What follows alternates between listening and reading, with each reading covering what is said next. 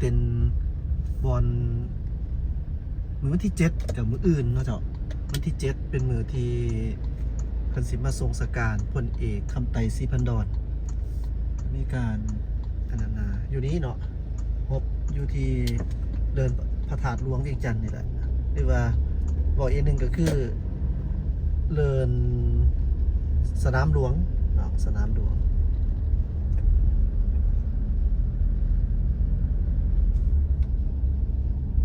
หลวงใหญ่ขนาดนะ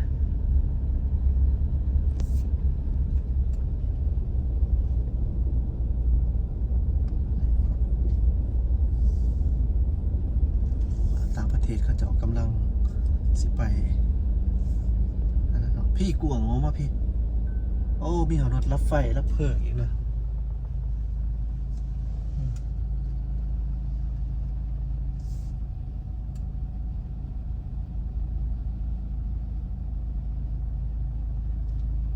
ออกมาพี่เนาะออกมาพี่เดี๋ยวเขาสิพาไปเบิ่งบอนอีกโซนบอนมุมที่สภาแห่งชาติเนาะเจ้าทุกจุดทุ่งมองแมนเอาทุ่งสาทุ่งผักลงกลางเสา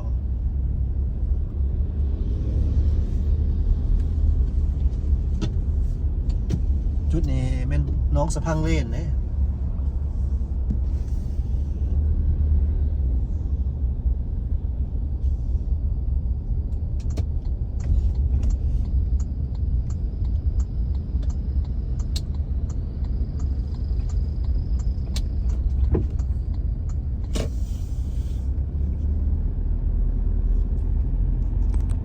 สะพังเล่น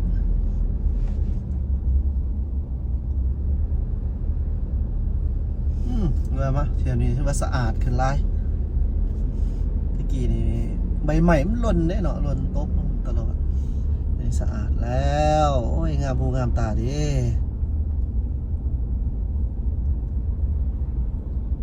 จุดอนุสาวรีย์นักรบนิรนามเพิ่นปลูกต้นไม้งามหลายเด้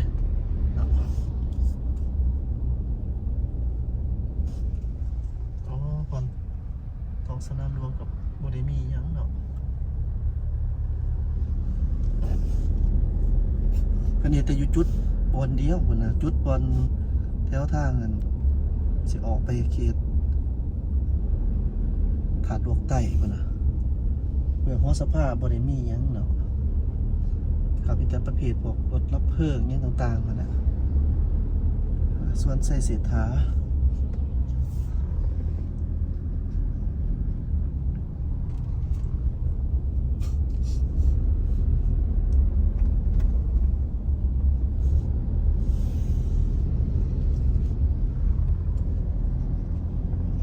อยู่ที่บริประดับประดา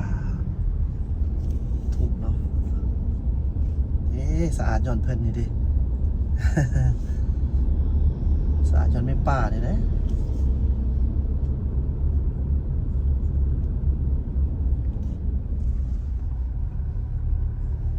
บ่มีหยังเจาะเรื่องไง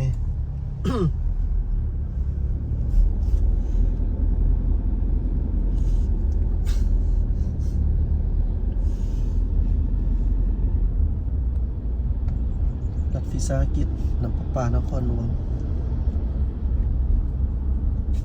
เงียบแล้ววันอาทิตย์นี่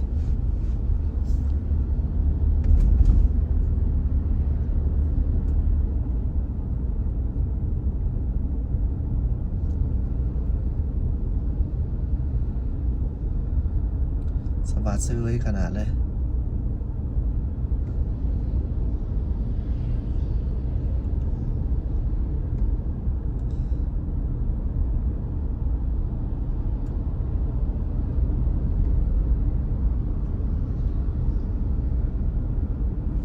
นี่เดี๋ยวมี BRT อีกอยู่นี่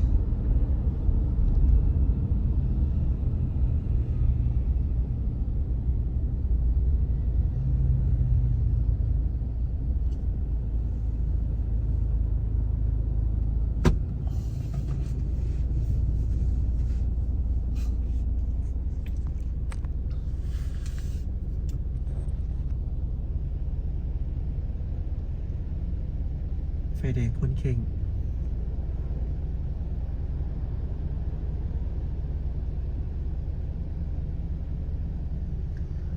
จุดทุกหม่องเริ่มโฆษณาและฉลองปีใหม่โอ้เราเบียร์นี่ถือว่าโอ้โฆษณานักบ้านเฮานี่ ว้าวมันถูกต้องตามกฎหมายเนาะบ่เป็นหยังเนาะโฆษณาครับนี่เด้อยู่ป่ายอันนั้นได้นี่ป่ายขามทางสหายพลเอกคำไต่ศรีพันดรอดีตประธานคณะบริหารงานศูนย์กลางพรรคประชาชนปฏิวัติลาวอดีตประธานประเทศแห่งสปปลาว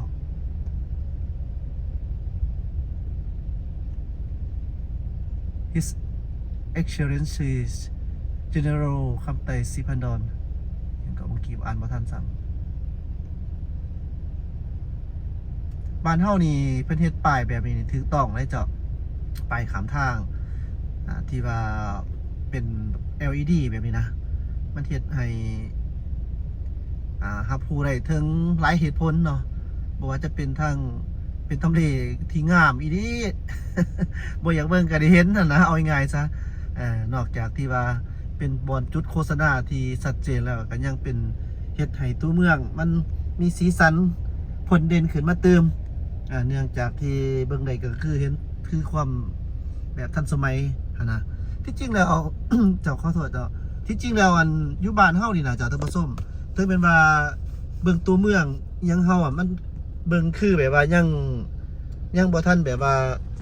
โมเดิร์นเอาแต่เอาว่าคือกันกับเขาหันนะคันเปรียบเทียบแบบนั้นเนาะแต่ว่าเว้าเรื่องการหันไปสู่ดิจิตอลนี่ถือว่าบ้านเฮานี่ก็บ่ธรรมดาเด้อเจ้าทุกอย่างเนาะทุกอย่างโอ้มันยังมาจอดอยู่กลางทางพี่ทุกอย่างที่ว่าหันไปสู่ดิจิตอลแบบว่าอันระบบเทคโนโลยีเบิดหั่นน่ะเจ้าบ้านเฮาเป็นจังซี่ได้เห็นว่าเบิ่งคือยังบ่ทันแบบเจริญหูเจริญตาแต่เอาว่าหั่นนะ แต่ว่าเรื่องทางอื่นนี่บ้านเฮาก็ถือว่าพัฒนาไปในหลายคือกันเนาะที่ได้นี่ก็แม่นคือกันอันนี้นะบนจุดที่ขยายบาทางออกเนาะเขตนี้ก็เอาออกเบิดละกว้างขึ้นประมาณ2เมตรพุ่นน่ะนี่เมตร1เมตรปลายเนาะคันแต่ว่าเฮาเว้านี่บวกใส่กับตัวอีหยังก็ตัวบนฟุตบาทอันนะทางคนย่างก็ไว้มันก็2เมตรพุ่นนะ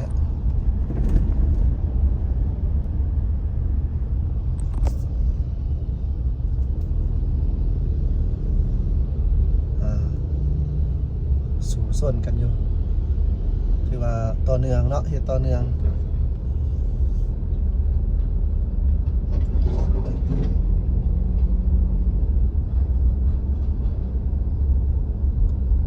รอถาเบิ่งการเปลี่ยนแปลงมันจะเป็นจังไดบ่ล่ะอีกบ่นานเกินรอเพิ่นสร้างสำเร็จนี่ก็จะมีรูปแบบสีสันใหม่นั่นแหละเพราะว่าเดี๋ยวนี้ประเภทยานยานพาหนะนี่แม่นเต็มอยู่พุ่นแหละหลัก16พุ่นน่ะเนาะความหมายแม่น BRT ไหนรถเมล์ด่วนหั่นนะก็จะประมาณนั้น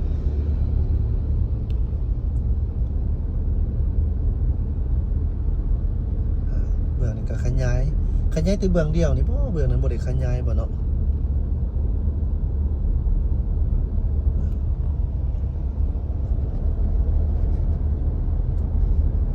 อัปเดตล่าสุดเด้อเจ้าBRT ก็ได้เห็นหลายอย่างสำหรับคลิปนี้ในวันที่6 เมษายน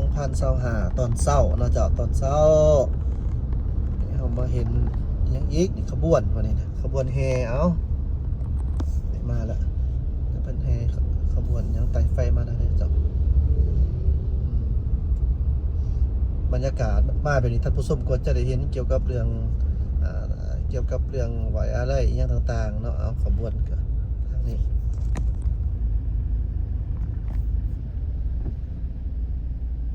โอ้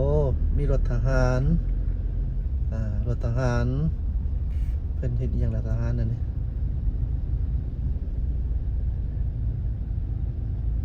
มีรถคุกใหญ่โอ้เนาะ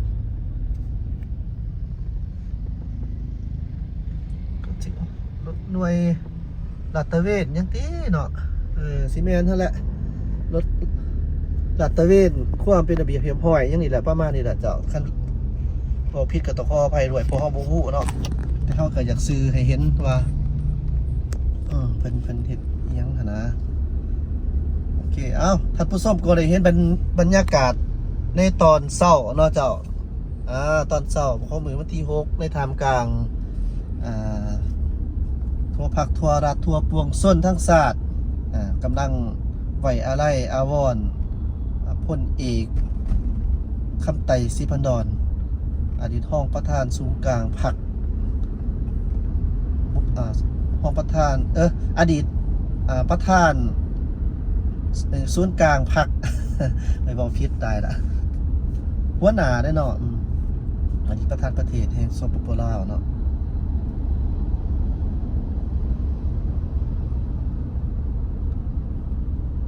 นี่เราบนที่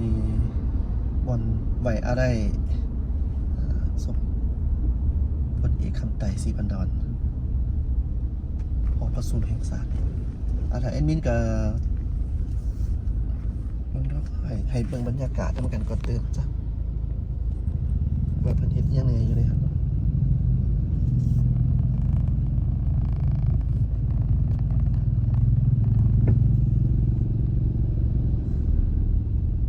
โอ้ยเนาะมาคารถตู้นี่สิไปทางนี้ซะบ่ไปซื้อละอยู่ในนี่เนาะเปิดน้ำพุบ่เห็นหยังดอกเจ้าเห็นแต่น้ำพุกับรถหน่วยงานพาหนะเต็มโอเคขอบใจสำหรับการติดตามรับชมสบายดีอย่าลืมกด Subscribe ไปแห่งใจกันเด้อ